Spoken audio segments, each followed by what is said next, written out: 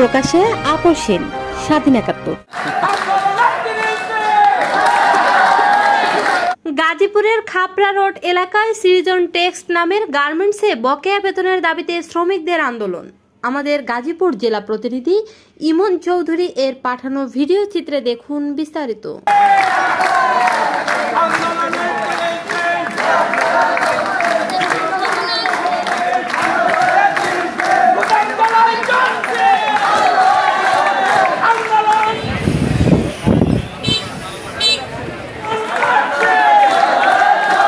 গাজীপুরের খাপড়া রোড এলাকায় সৃজন টেক্সট নামের গার্মেন্টসে বকেয়া বেতনের দাবিতে শ্রমিকদের আন্দোলন ঘটানোর সূত্রে জানা যায় যে বিগত ৬ মাস যাবৎ তাদের বেতন না দিয়ে কারখানার মালিক অন্য জায়গায় এক নতুন ফ্যাক্টরি চালু করে।